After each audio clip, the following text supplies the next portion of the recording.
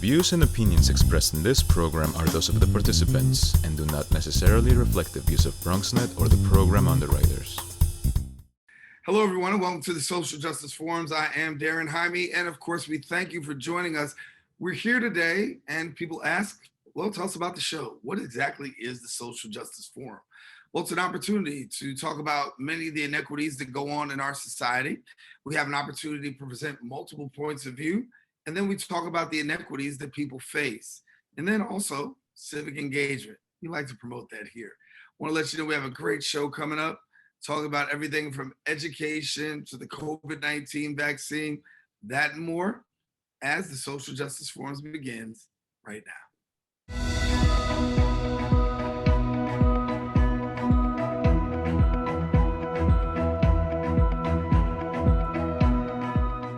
During COVID-19, some things were exposed: African Americans and racial trauma.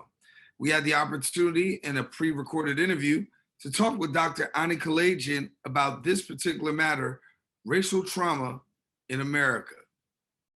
Thank you so much, Daren, Jaime. This is really incredibly timely program, and I really appreciate your efforts to bring in racial justice. Yeah, we talk about this, and we talk about the fact that trauma really exists in the African American community when it comes to the violence that we see, the unarmed deaths, and the lack of justice. So share with us a little bit about what you perceive as trauma in this current climate. Yes. Now, a lot of the racial trauma is just similar to any classic post-traumatic stress disorder. Well, you may say to me, it's not post, it's ongoing. Yes. We don't even have a word for it scientifically, Pastor Jaime, because we are used to having PTSD, but which started in the 70s when our Vietnam veterans started coming home. First, it was called shell shock, and then some other words, but then they realized that these people needed support, mental health, because they were traumatized. So how do we know they're traumatized? They were having flashbacks. They were having nightmares.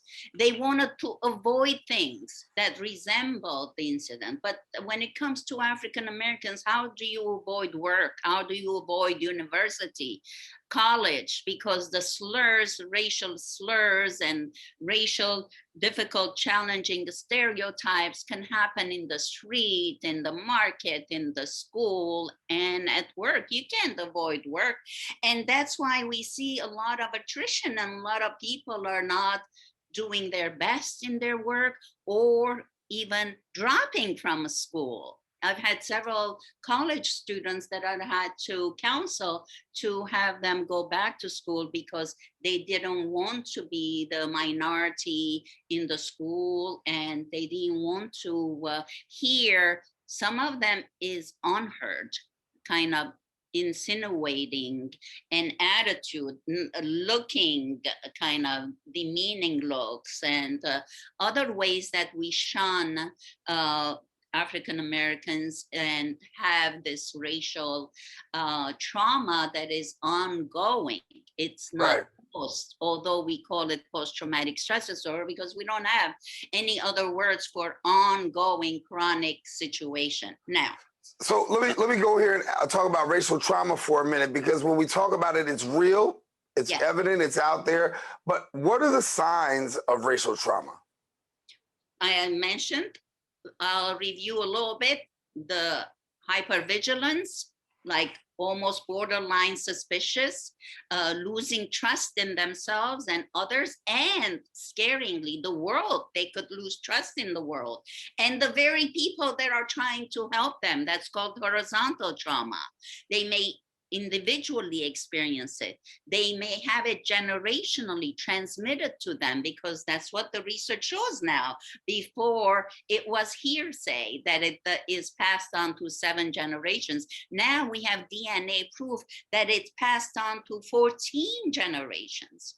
So we have the hypervigilance, we have the suspiciousness, we have the constant insecurity about our own abilities in pursuing our career, or for example, in university situations, is full professorship. It's very few African Americans achieve full professorship and tenure as compared to the white ones, and also less women as the white men as well. So we can see it in every aspect of our life. Fear of the white authority figures, fear of engaging in companies that are run by white people. So there is also difficulty concentrating in your work or in your schoolwork, or just everyday self-care responsibilities. And this is exactly the signs of post-traumatic stress disorder. And we experience it on 5 different levels. Individual, when people have individual experience of this racial slur or demeaning attitude, etc.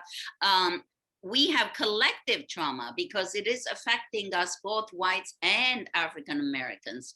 It is the generational trauma. It's passed on from our parents, African American families' parents. And it is horizontal. Now, you would say, what is horizontal? Horizontal violence is internalizing the oppressor's, white person's attitude about African Americans. And then, because this is the scientific explanation, let me go, have patience with me. So the oppression and racism is top down, system down to the people. And the frustration is building from the gut up to the heart, and then goes up, but there's nowhere to go, because the racism continues. Maybe it's less, maybe it's subtle, but it continues. It's very alive and continues. So what happens to this frustration that is up to here? It blows horizontally. And who's next to me? Who's next to me? The people that love me, the people that I care for, but unconsciously I'm putting them down. This is also called in the South, the crab in the bucket syndrome. You've seen a group of crabs in a bucket, one tries to come up, second one pulls it down, third one tries to come up, fourth one pulls it down. At the end, no one gets out. And then they turn around, they say, look, Black on Black violence. And they blame the victim rather than say, okay, let's look at horizontal violence, because unconsciously they're engaging in this phenomenon. And also, we talk about, this racism component. Racism has far-reaching effects. You talk about the mental component, you talk about the physical component, but also that, that emotional component. And all of that can sometimes lead to PTSD. There's so many people who are walking around here right now with, racial PTSD. Yes. It's just like any other trauma. Racial trauma is just, and even more, because it's continuous. Usually trauma starts, there's a war, there's a genocide, and then it ends. And a hurricane or earthquake, and then it ends. But the racial trauma is yet unique and complex, because it is continuing 600 years and still in some way alive. And that is what we need to address. You mentioned the physical. Yes, on the physical level, African Americans have more heart attacks and high blood pressure, etc. It's not just their lifestyles, which is also system directly result of the system. It's also because trauma that is not resolved transformed, it's going to go into the body. And it's going to one by one destroy your organs. Starts with thyroid, suppresses it, it goes to the heart and the lungs. The lungs don't expand. This is a research base. You can go to apa.org and see some of this. And then the heart, and then the digestive system, and then the muscles. So it has an effect on every part of our body.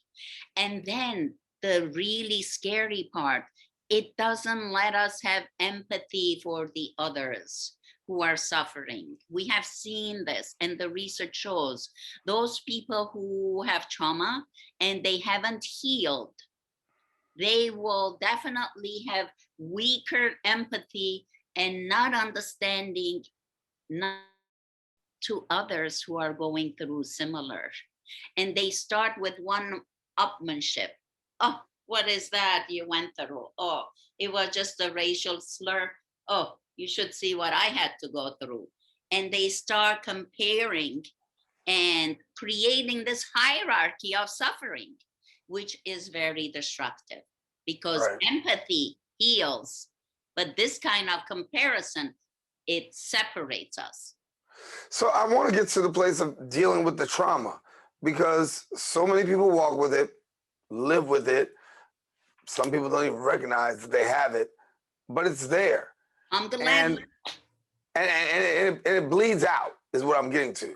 And as it bleeds out, the problem is that if it doesn't get checked, I know one of the things that you say is if the trauma isn't transferred, it's passed on. Right. If it's transformed, then it stops there at the tracks. But if it's not healed, it's going to be transferred to other people. There is a saying that we have, watch out, because when you bleed from the trauma, you're going to bleed on people who did not even cause it. Your own brother and sister, you bleed on them and you traumatize them over again. But you said something really nice about the unseen, and you said something about the not being able to even acknowledge. You know how many people, African-American people that in my scientific circles, I have approached and said, let's work together. Then I'm talking about Pastor Jaime, 30 years ago when I first completed my doctorate at Columbia University. And they looked at me and they said, what trauma, racism? I'm born here. I'm not a child of slaves. So I don't have any trauma. I'm an American. I'm not even African American. So there was a lot of denial in the scientific community. The handful of African Americans that we find in psychology and other scientific academic circles, they were denying it. And I'm so glad that you're starting to talk about this in a very scientific and a very disciplined manner. And I hope the audience will read and will listen and will be in touch with us, because we have monthly workshops on this. There's a lot of racial trauma that goes on. There's a lot of people who are really trying to not get over racial trauma, but really get through it. And we'll talk about that. I want to talk, if you could introduce our audience a little bit to the United Nations, and they have the SDG. And I want to talk about for a moment, and we'll bring the slide in, about how we are actually promoting the SDG. So it has 17 goals, Pastor Jaime, and the ones that are specifically related to racial justice are 1, which is education, 2 is health, and 4 is equity, and 5, equality, and 10, which is for peace building, and 16 as well for peaceful nations, and 17, partnering, just like we're doing now, Meaningful World and yourself, we're partnering to bring this education to the general public, because these scientific research have been locked in academic circles and professional APA or other organizations. And you are doing a wonderful job bringing this to the people, because this is how we're going to heal. We're going to empathize with one another, validate each other's pain and suffering, and lift one another up through certain steps of healing that we have, the 7 steps. Yeah. And I want to take the time to talk a little bit about you for a minute, because you also have your book out, and Forget Me Not. And I want to let our viewers have an opportunity to find out more about your book and the work. Thank you so much for that. And this is the book, The 7 Steps for Healing Our Body, Mind, Spirit, and Mother Earth. One other problem that we are having is our climate unconsciousness about the climate. So we started the activities and films on YouTube, bringing in the importance of climate and the Mother Earth, respecting, nurturing, and planting trees and peace and forgiveness gardens. So the book is almost like a handbook or a workbook to help everyone to go through the healing process, especially geared to trauma. Anyone who has had trauma or is working with somebody with a trauma can use the book as a tool. We have handouts at the end of each chapter for further work, and we have questions after each chapter for you to start your own journey and in a way autobiography. So it's a wonderful workbook, and I hope that online everybody can get it. It's like $2.99, something like that, the Kindle books, etc. So it's very inexpensive. We did it purposefully so a lot of people will be able to use it as a healing model. Dr. Annie Kalayjian, it's great working with you. It's great having you on the show. Want to thank you for being with us. And of course, we put the information throughout the course of this interview on how people can actually get in touch with you. Thank you so much for being with us here on the Social Justice. I like to conclude with our wonderful motto at Meaningful World: when one helps another, both become stronger. So let's help each other and get through and help people heal from the trauma of racism. Dr. Annie Kalayjian, our guest here on the Social Justice Forums. Yes, let's get together and heal. Yes. Thank you, Dr. Kalayjian. All right. Well, listen, we got more show. Don't want you to go anywhere. Stay with us. We'll continue on the Social Justice Forums. We know that people are dealing with the health crisis, but there's also a lot of food insecurity. We're giving out healthy food options, and that's what's key here. If you're a senior, you have a disability, they'll actually deliver meals to you. The residents are anxious, they're worried, they're scared, they want to be tested. When things were happening in our community, and we couldn't get the help. There's almost a presumption of criminality that attaches to your skin color. The site will prioritize those who are at highest risk in the population. If you feel symptoms and you'd like to visit one of these COVID-19 testing sites here in the Bronx, you may call the State Health Department's hotline. Important to note about this site is no reservations are needed. This is a walk-in clinic. A lot of us are out of work and looking for something to do. We have the machinery and the skills to make large scales of these masks and gowns. Take care of your people. It's going to go way further than we actually can understand. Right now, employees like myself are just adjusting to the new reality. Reporting BronxNet,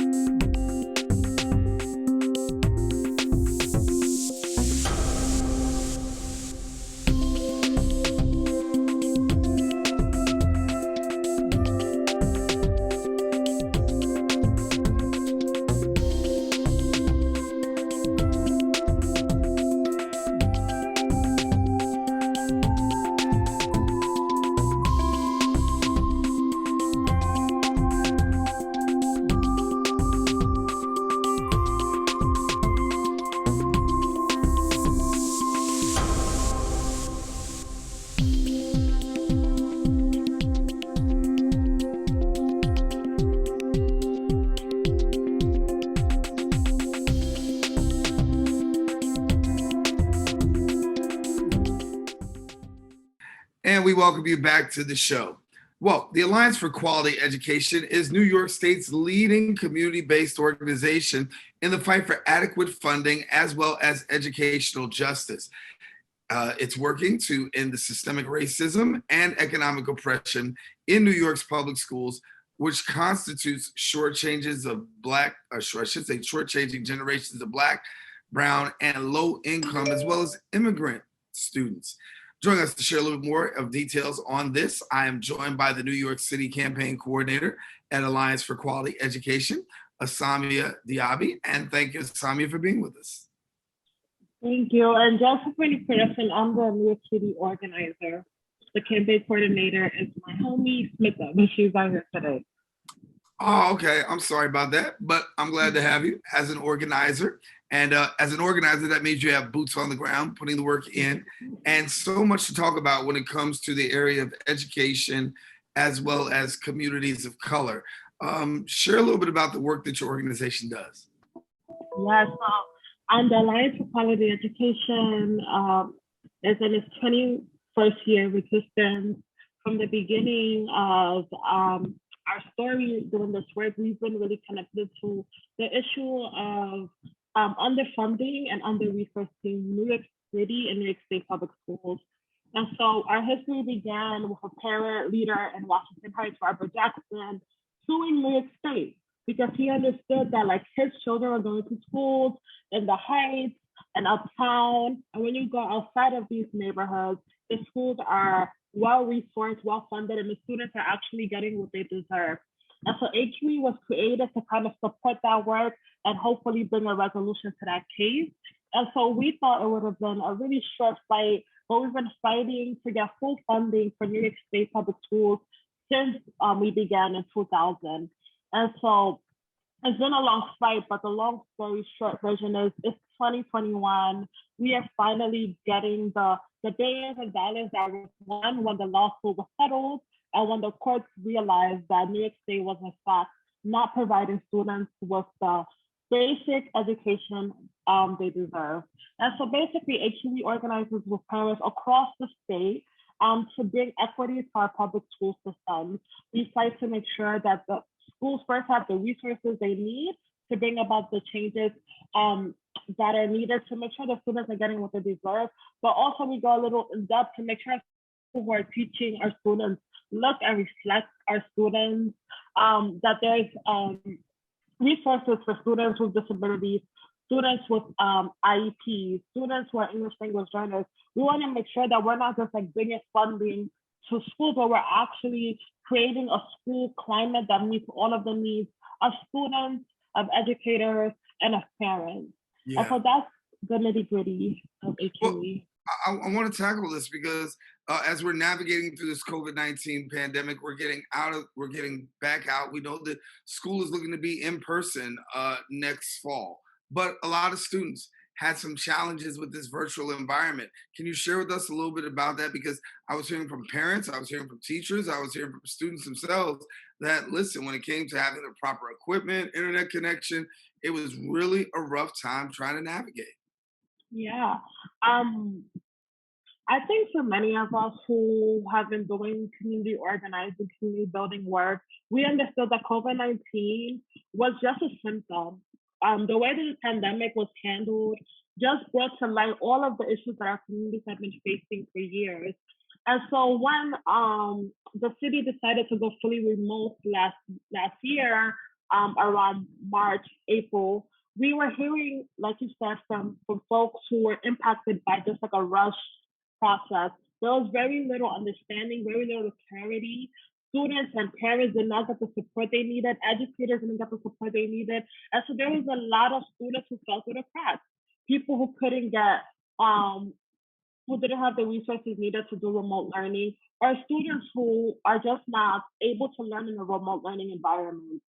And so we were hearing stories about students getting locked out of Zoom Classroom or Google Classroom, educators having to deal with like rush processes where 1 week school is open, the next week school is closed, and having to constantly adapt their teaching models for like a really shaky moment. And so now the schools are reopening in the fall, that really is concerning. One, because the COVID-19 pandemic is still going on and is still moving at full force.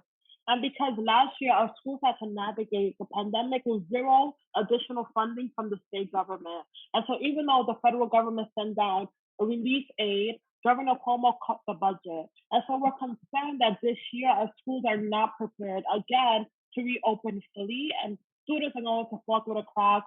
Lives are going to be put in danger because again, our schools are navigating a pandemic. And so we've just been hearing, especially students who've always been marginalized, students again with IEPs for English language learners, Black and Brown students and Latinx students, students from low-income communities. Those are the students who suffer the most, and they're going to continue to suffer unless within New York City and across the state, our elected officials actually take into consideration the challenges that students and educators and parents and the whole nine experience, and actually put in some changes to make it a better experience. Yeah. I know one of the conversations that's being had nationally on a larger scale is about critical race theory, right? And this is a conversation that people are having, talking about race in schools, race in the education system. And I know that there's conversations on a more local level about having more culturally responsive education, education that actually talks about, deals with the culture and the communities to which people attend, people live, and looking for a more holistic approach to how we deal with this issue of culture and education. What would you like to see?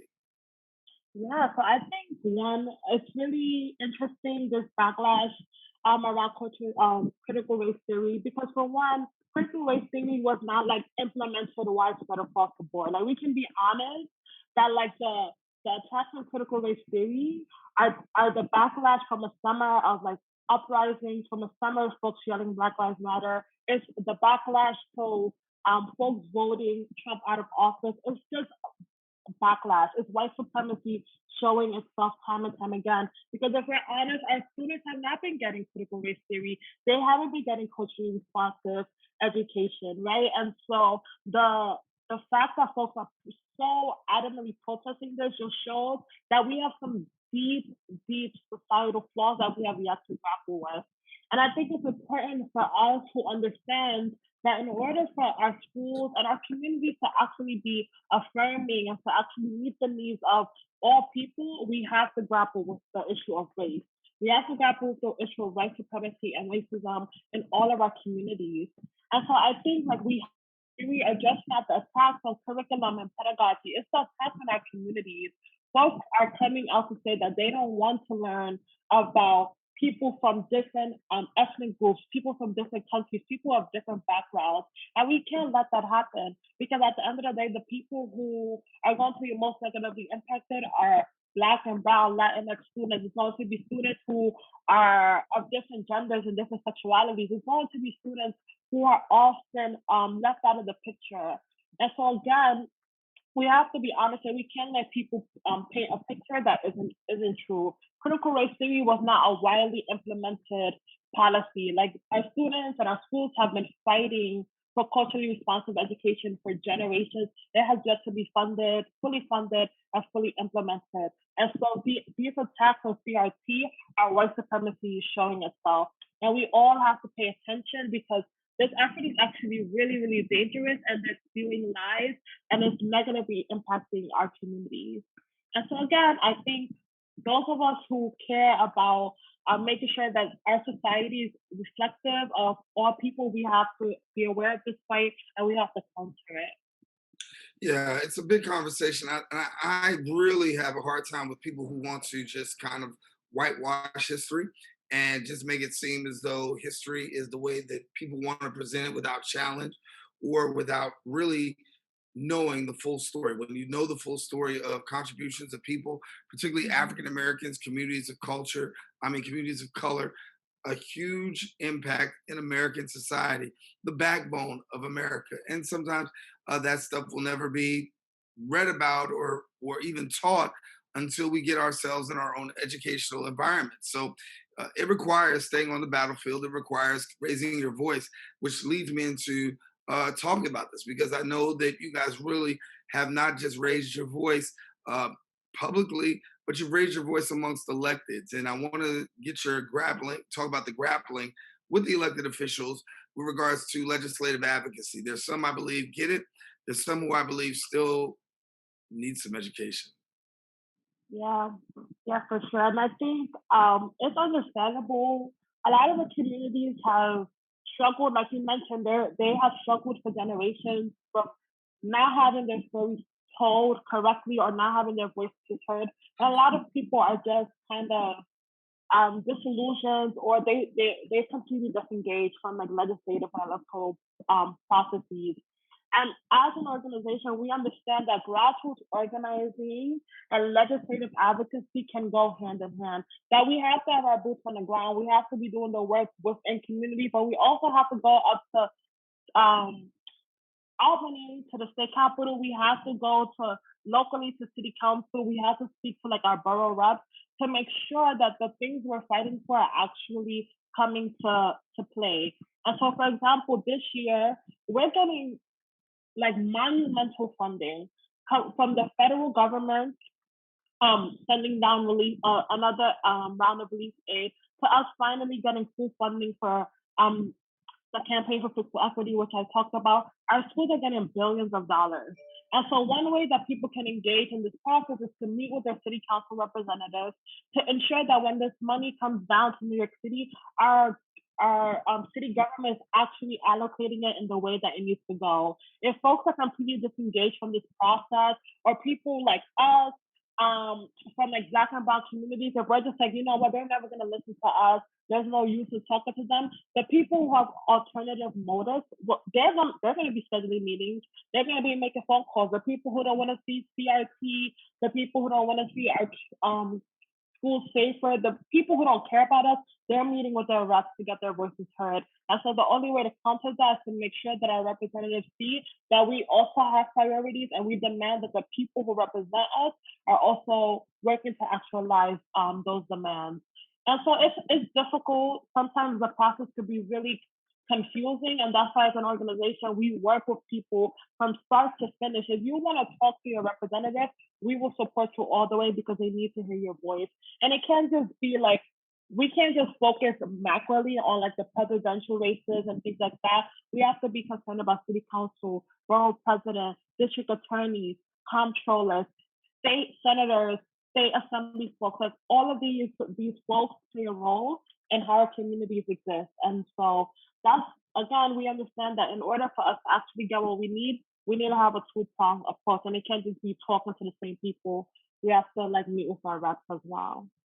Well, I want to ask the question as we talk about legislative advocacy. Listen, what are you thinking about mayoral candidates who are out there right now when it comes to the issue of public education?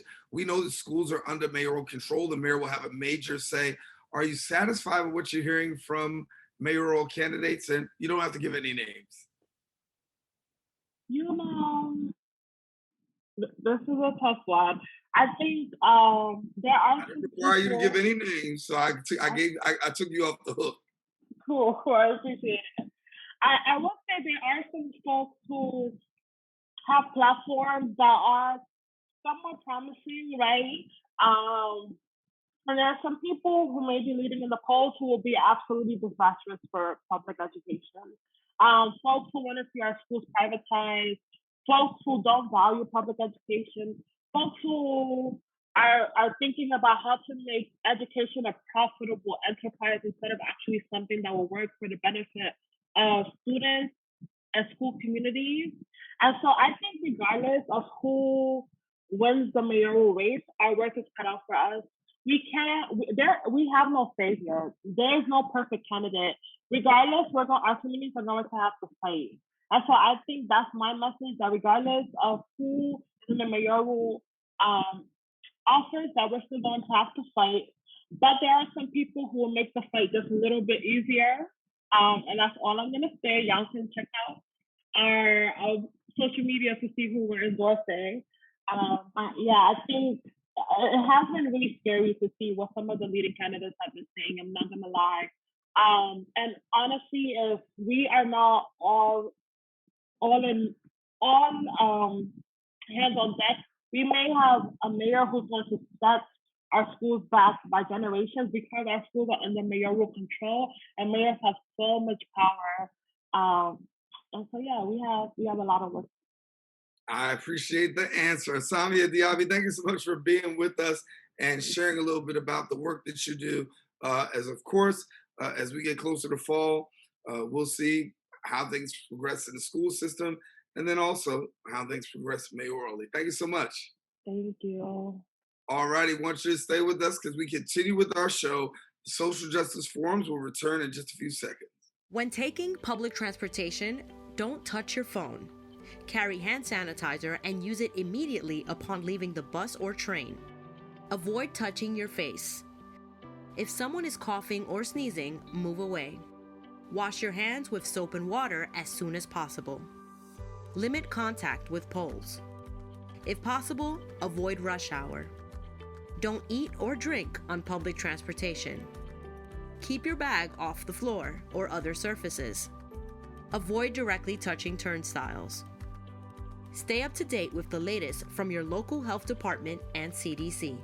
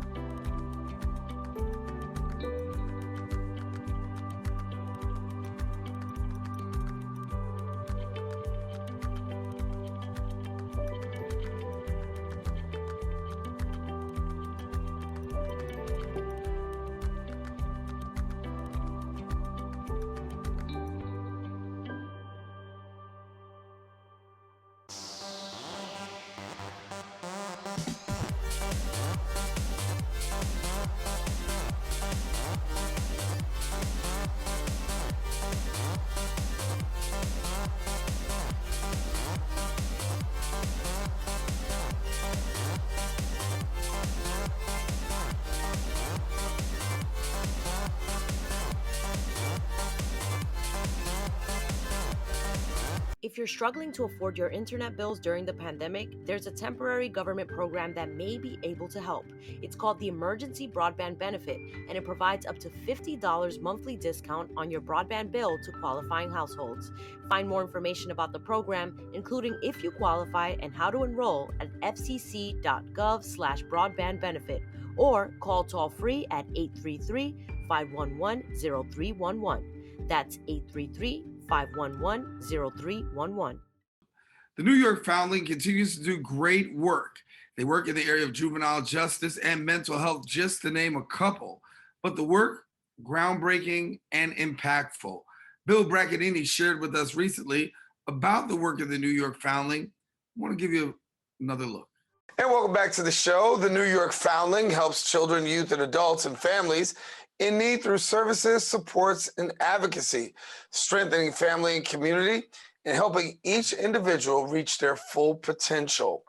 They provide carefully designed programs, effective and interrelated services, as well as opportunities for children, families, and adults to create transformational change in their own lives. Joining me to share a little bit more on this, I'm pleased to be joined by the president of New York Foundling, Bill Braccattini. And Bill, good to have you. Hey, Daren, thanks for having me back. Nice to see you. Nice to see you. Hey, as always. And when we talk amidst these challenging times, you know, you really are doing a great job in terms of trying to provide services. So for people who aren't familiar with New York Foundling, let's first give them a little bit of an overview. Okay, we're about 151 years old at this point.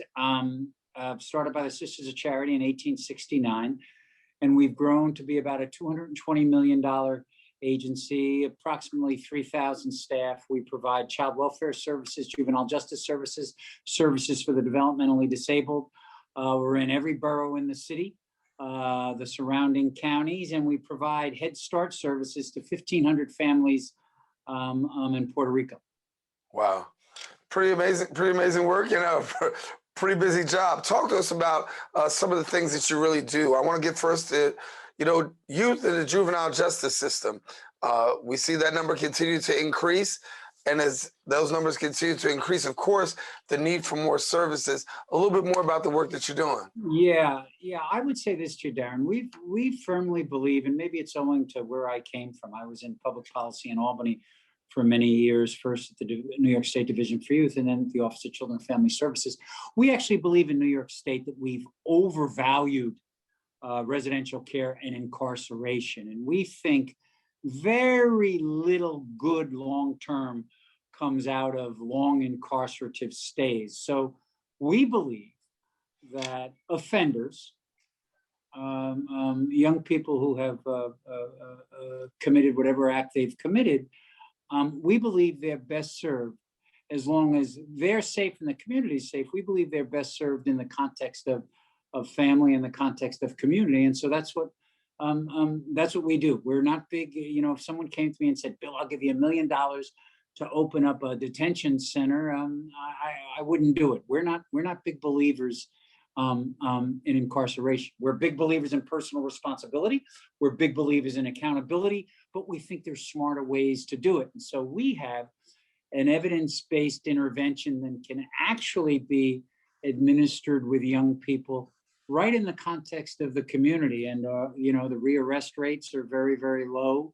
The judges are very enamored of the program. It's actually called Families Rising, and it works to get young people off of Rikers Island. And so that's our major justice program at that point. We're very happy going down that road. Leave residential care, leave detention centers to others who believe in it and do it better than we would. We're big believers in keeping folks in the community, because here's why, Daren. At the end of the day, if you remove a young person, 16 and 17 years old, for the majority of crimes, now we're taking, you know, we're not talking mass murders, the typical felony, for example, you take them and you put them in an incarcerative environment for 6 months, a year, 18 months, it's an open question of whether you're going to be able to get them back into the community. And so we would argue it's best not even to sever those community ties and work with them right within the community while keeping the public safe and keeping them, you know, responsible for their behavior and accountable. I'm not talking about, oh, you know, go do whatever you want to do. That's not what we're about. We have strict program rules, and when you violate the program rules, there are consequences. We go back to court with and say to the judge, hey, judge, Johnny didn't do exactly what he was told, so we're not so sure he's going to be successful. So there's accountability built in. But for the vast majority of these young people, the community is where accountability needs to be adhered to, I think. Yeah. And you talk about young people, let's talk about families for a minute, because in addition to working with those who are incarcerated or potentially incarcerated, you do a great job with families. And I know one of the programs you have is Families Rising. Families Rising. Yeah, no, Families Rising is a program we started, a few years ago with the help of a retired Supreme Court judge, a famous judge in New York City, Michael Corriero, who started to do some work at the Foundling, liked the interventions we had. And he said, let me take this to my colleagues, my former colleagues on the bench. I think they'd love it. And so we work with judges, we work with corporation counsel, we work with defense attorneys to actually examine the young folks who are on Rikers Island and say, listen, this probably isn't the best place for them or for the community long term. We think we can work with these folks in the community. So the judges have bought in. We had to have a waiting list. Pre-pandemic, we had a waiting list for the program. And what it is that the judges, these youngsters are already convicted, right? So they've already been found guilty or have pled guilty to a felony. And what the offer is this, what judges will offer them, okay, listen, Johnny, we're going to let you participate in this program. And if you successfully complete this program, in exchange, we will seal your record and you'll have youthful offender status. And the program has been a tremendous success. The rearrest rates out of it are a quarter the rearrest rates for young people returning from correctional facilities. So we're ecstatic about Families Rise, and we believe it's fundamentally a game changer for these young people. When we talk about young people, obviously, we know that they have a lot of challenges and a need for a lot of services. And so as we talk about this, mentoring is also a huge, important thing. Talk to us about mentorship, because I know that's something that you do at New York Foundling, the idea of mentorship, bringing people forward and helping people to be able to pay it forward. Yeah, we actually think, Daren, and we think mentoring that's well done, not willy-nilly, here's a mentor, mentors who are well-trained, who understand the kids, who understand the community context in which these young people live, with, I don't want to say a menu, but with some training. We find that they're life coaches to these kids.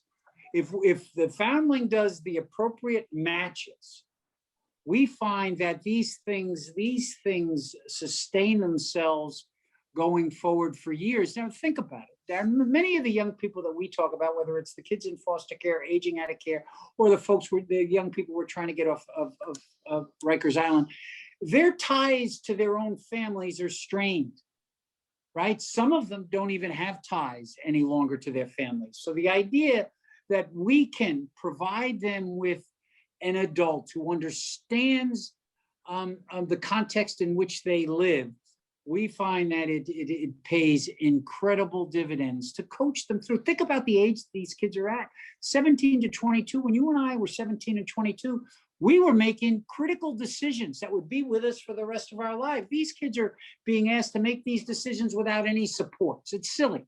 And so we provide them with mentors/coaches. We're part of a program. I'm sure you've heard about it, Daren. If not, you should get our youth advisory board on your show, Erica Francois, who heads up, a former foster care youth who heads up our advisory board. It's a program called Fair Futures. And what it does is it assigns a coach and a tutor to all kids in foster care from middle school onward. And our hope is that these coaches will be able to fund these coaches until these young people reach 26. That's what these young people need. So I highly recommend that you get Erica on to talk more in depth about Fair Futures, because it too is a fundamental game changer for these young people. So when you look at mentorship, right, I think a lot of people say there's value in it. There's some people who really don't understand it. For you, what is the sticking point in mentorship that you would like to convey to somebody else who may think about even possibly being a mentor? Oh boy, it's being able to, it's one, understanding young people, appreciating what young people can contribute, appreciating the decisions these young people are soon going to have to make. It's not rocket science, Daren. So I am certain 80% of your viewers, 80, 90% of your viewers could be good mentors. It's having that shoulder to lean on. It's having that open mind, that soft ear to hear what these kids have been through, some of the struggles they've been through, and it's directing them. Again, it's accountable. No, Johnny, you shouldn't do that. Maybe you should do this. It's kids. Listen, kids are looking for direction and support, but they want unconditional love. They want unconditional friendship. They don't want every relationship conditioned upon them doing X will do Y. That's not how you grew up. That's not how I grew up. That's not what these kids want. So, and I'm sure the vast majority of your listeners, it requires no specialized training. It requires a big heart and an open mind.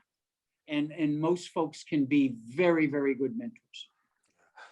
I know you're filling a gap in one other area that I want to talk about, and that is that of mental health. Because when we talk about COVID-19, what we have seen further exacerbated throughout the course of time is the need for mental health services. How are you approaching mental health within the organization? Oh, Daren, I'd be lying to you if I didn't say I'm nervous about what we're going to find coming out of COVID once the clouds lift. As you know, we operate a charter school in the South Bronx on Brown Place.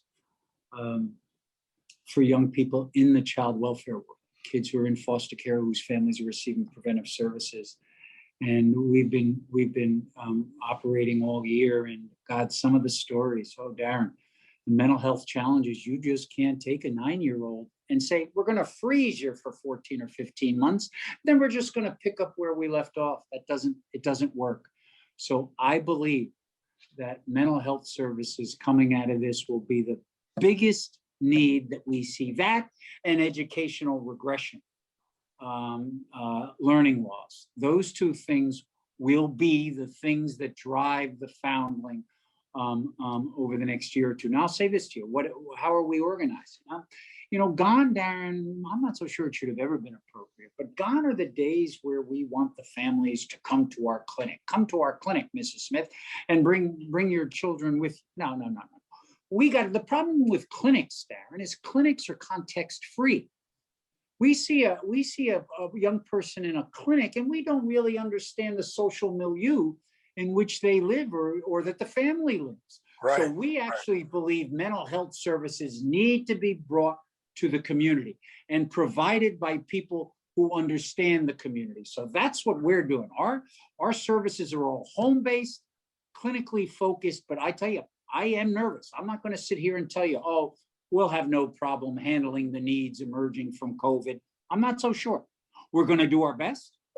We think we have an idea on the scale, but it's still an open question. So there's good reason for you and for me, for Latricia, for the Bronx community to be nervous about what we're going to find once the clouds lift. I mean, let's be honest. What we're talking about here is the potential for possibly a lot of PTSD, and PTSD from people who've never had it before.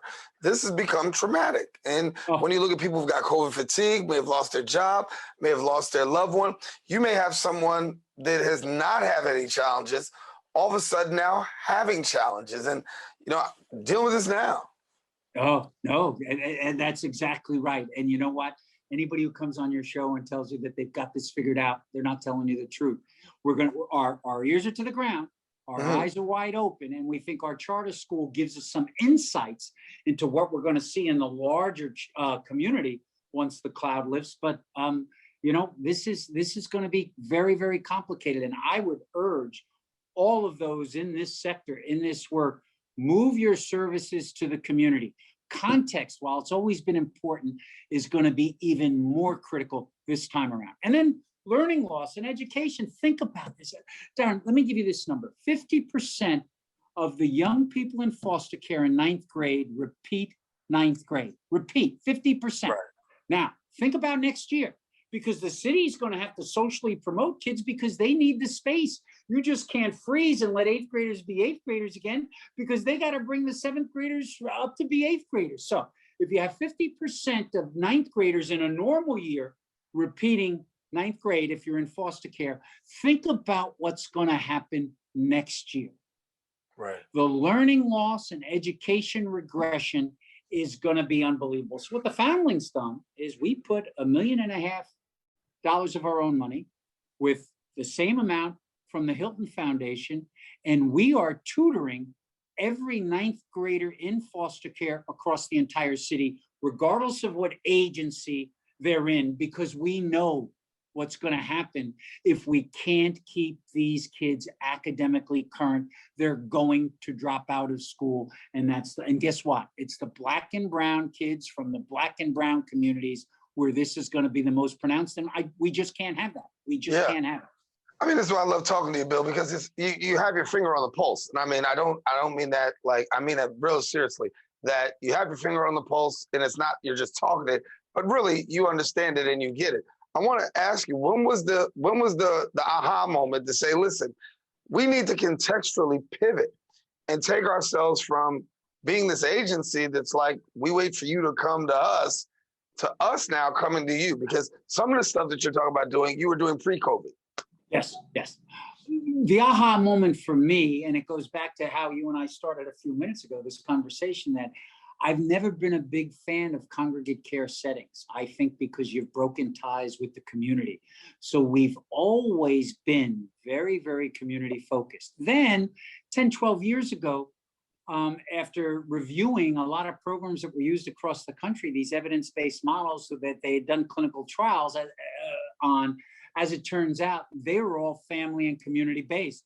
We married the ideology with the interventions, and I think we've actually moved the system. Now ACS, most of its preventive services are evidence-based and more focused on the community. They're going more into primary prevention. We think it's critical. We think it's important. The community, listen, kids' issues are the product of relationships, some good, some bad, but they're the product of relationships.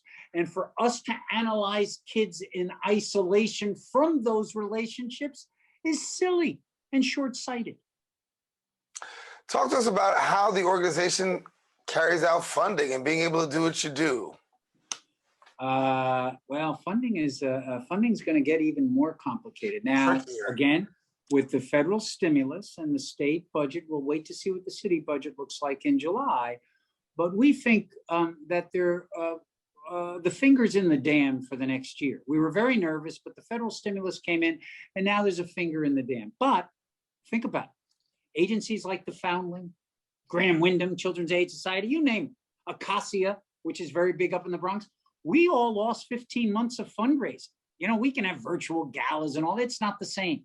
I can't go meet with donors. I can't bring donors to programs and say, hey, listen, look at this, talk to these young, it's much harder to do. So we have to catch up in fundraising because as you know, government doesn't pay the full bill on a $220 million budget. The Foundling loses about $7 or $8 million a year. We have to go out and raise that money. And now we've lost a little time. We're fortunate. We have a little money in the bank, so we're not going to stop serving, but I got to play catch up. So as soon as the clouds do lift, I got to be in those restaurants at night. I got to be in people's homes, and I got to be pushing these issues. And, you know, at the end of the day, Daren, I'd like you to be involved with the Foundling, but be involved with something. If it's not the Foundling, if it's Graham Windham, if it's Acacia, be involved with something. Give back. Give back. Look out. Don't always look inside you. Look outside your house. The greater good to the community. We are in this together. We are in this together. I mean, I know it's a trite saying, but it is true. It is true. It is. And listen, you know, we all have been blessed and we have an opportunity to pay it forward. And so where we can pay it forward, certainly we need to pay it forward. So I'm gonna tell you this on TV. Whatever you need, give a holler. I'll be glad to support, to help you out with the Foundling. A great organization, you're a great guy, and we definitely want to do that. All right? Daren, thanks. You and your family, Trish, you and your family, everybody stay well. Thanks for having me on. Well, that about wraps it up for the Social Justice Forums. I am Daren Jaime saying thank you for watching, and make sure you stay connected to the Social Justice Forums here on BronxNet Television.